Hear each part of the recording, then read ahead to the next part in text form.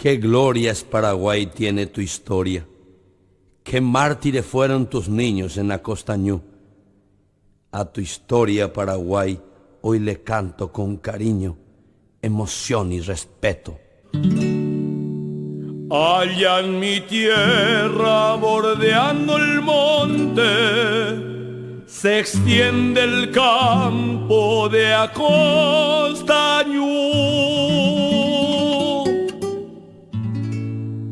Llano florido que en su silencio recuerda aquella guerra guazú.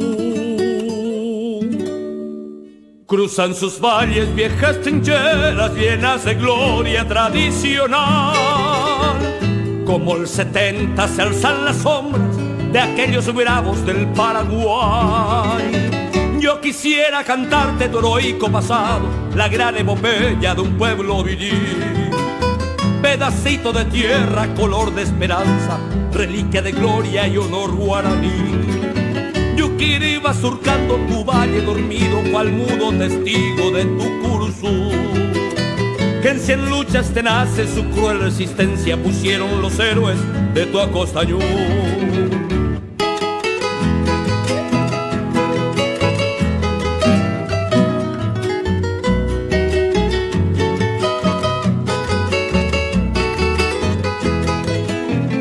Pechos de aceros y corazones escalonaron Guaguazú, y hasta los niños su sangre joven dieron en aras de Acostañú.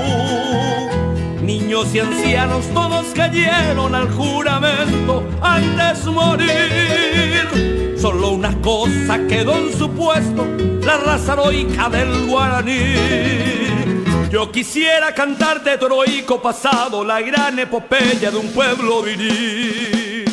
Pedacito de tierra, color de esperanza, reliquia de gloria y honor guaraní. Yuquiri va surcando tu valle dormido, cual mudo testigo de tu curuzú. Que en 100 luchas tenaces tu cruel resistencia pusieron los héroes de tu Acostañú.